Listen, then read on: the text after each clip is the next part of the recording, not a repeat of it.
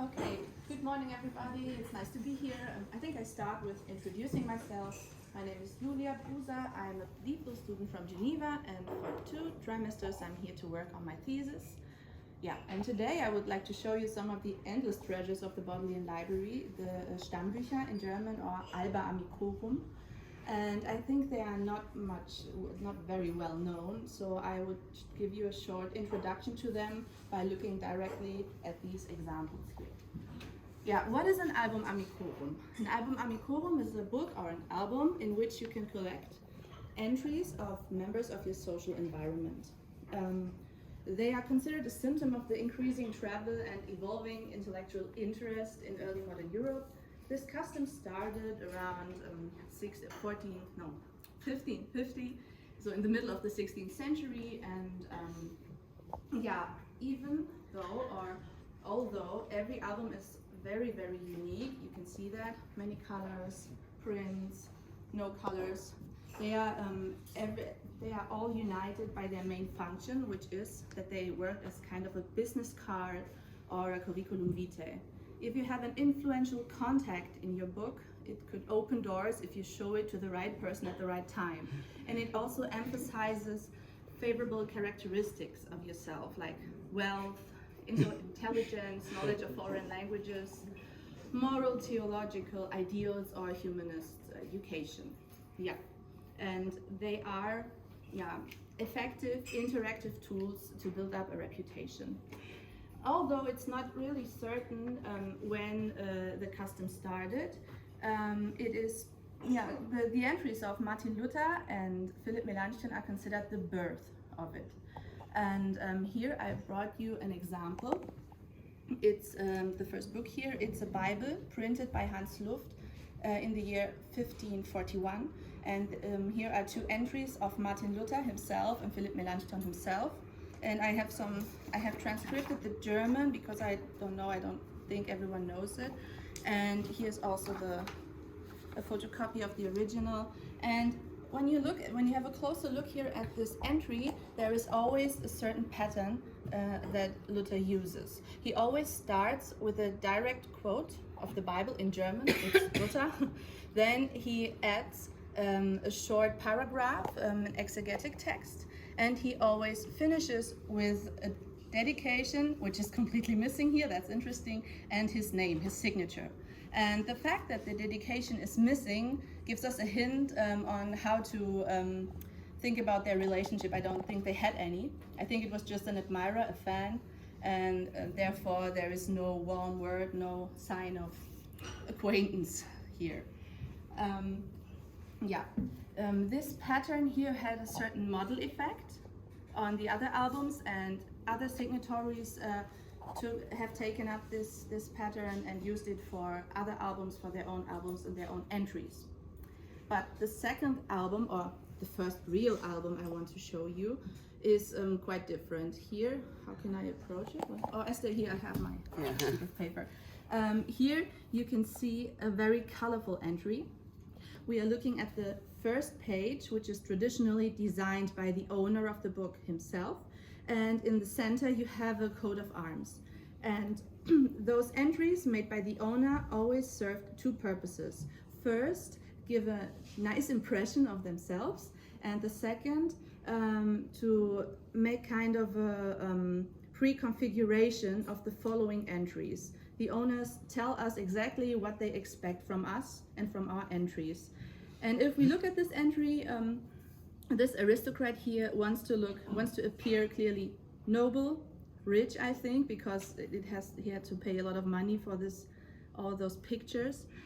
And also maybe he is an aesthetic loving person. He's knowing some Latin. Above you see the motto. It's Latin. It's tempora. Oh, one moment. It's tempore tempora tempera. Time heals all wounds.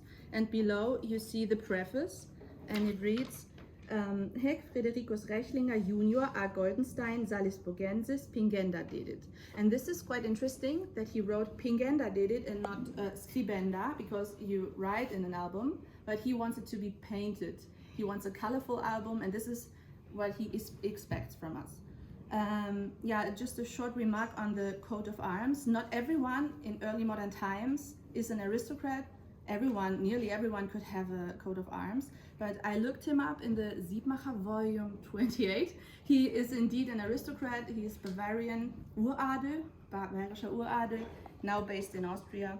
Yeah, he's very young at that time. He's approximately 16, and yeah, this was a common age to start with an album, actually. And if we have a short look at other entries, one moment. Do you want? Yeah, this is a photocopy of one. If we just have a look like that, you see that the signatories really did what he wanted them to do. This is an expensive and beautiful album with a lot of art. Right here, look at this. Would they have done that themselves or commissioned someone to do it? The latter.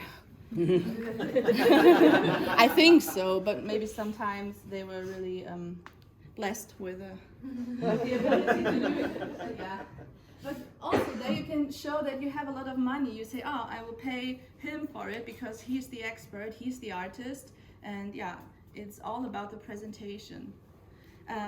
Yeah, let's move on because time is short to the next example I brought you here. This is a representation of the trend that peaked by the end of the 16th century. It's it's the idea to keep an album in a print, and yeah, many prints have been used for it, but the most popular one is the Emblemata of Andrea Alciati. But also you could have used the Metamorphoses of Ovid in the version of Postius, the Tetrastica. Maybe you know them. And yeah, it really depends on your taste, what you want your album to look like. And sometimes it's observed that there is an interaction between the entry and the print. So the writers, they looked through the album, through the print, and they thought, oh, this emblem is really beautiful, I like this topic, and I want to use it for my own message. And I think it's also the case here, because both sides are dealing with the human life, human misery, and how to react on it. The writer raises a lot of questions, he has no answer. And yeah, please have a look. You see that there is again a huge difference between this album and this album. The styles are completely different. This here recalls maybe a little bit more Luther's entry, but the dedication here is rather long, which is a difference. And when we have a look, then we see, one moment, I think it's a Slovenian album, so sorry for my pronunciation. Johannes Jalovecius is the owner of the book, and he's called Juvenis, while the writer calls himself Horector. It's Jacobus Arcatius. So there's clearly a hierarchy between them. Maybe the writer is considering himself, or is considered by the owner as a role model, and therefore it makes sense that he's raising all those questions about how to evaluate a life, how to live a good life. It suits his role. Yeah. Next album. This is really an extraordinary one. And the sky's the limit with these albums, really. This album is kept by Emanuel van Meteren. Maybe some of you know him. He's a Flemish historian, a Dutch consul in London, and the nephew of Abraham Ortelius. And he really spares no effort to impress us. He has not only one but 3 pages for his preface. He did 2 basically, a Latin one and a Dutch one. In the Latin one, he tells us that his first album has been destroyed by the Spaniards when they invaded Antwerpen. This part is missing in the Dutch one. And yeah, if you compare them, they're completely the opposite of each other. The Latin one is impersonal, monumental, very beautiful and short, while the other one is rather long. He addresses the readers personally, and he explains what the album is good for. So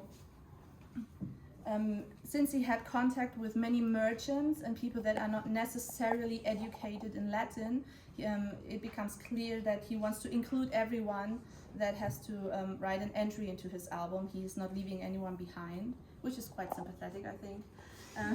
He kept this album for about 34 years, and it's so rich. There are many pictures. You can have a look at them, and yeah, it's really a unique testimony of his life, his taste, his humor, also where he has been, who he met. His network is basically in there, all his acquaintances. It's really cool because if you don't have this album, many interesting information about this person would have been lost. Yeah. And the last example is from the 18th century. And I know we are focusing here on the medieval and early modern things, so I'll keep it short. But the 18th century is quite important for the alba amicorum because there was another peak in popularity. New habits and traditions have been formed. Now mainly Latin is not used, mainly the modern languages, but you can still use ancient Greek and Latin to show off if you like. And here, this entry has a special effect. Let me show you. Oh, there's a silhouette. There's a silhouette hidden, maybe of a woman, I'm not sure. And the reason why this entry is so interesting to me is that there is no signature, it's anonymous. And even though the writing style in these albums in the 18th century were very cheesy, I have to say very romantic, very intimate. They usually talk only about friendship, not about love affairs. But here, since there is a hidden silhouette and there is a dedication, and not a dedication, but a signature missing, maybe it's about love. I don't know. We will never know. So yeah. Yeah, that was everything. I hope you liked it. This tradition of keeping albums survived until my childhood. I think many of you had a I meant poesie to bring, yeah. Have you brought it? Oh, but I think most of us know those poesie albums. I don't know in English how you call them. But yeah, we know those albums for sure. And even today, the social media and the social network has a lot in common with these albums. I mean, think about the highly controlled and sometimes manipulated image we want to see the world of ourselves on Instagram, for example. So the desire to present yourself in a favorable way is, I think, timeless and endless. Thank you very much. Have a look at it.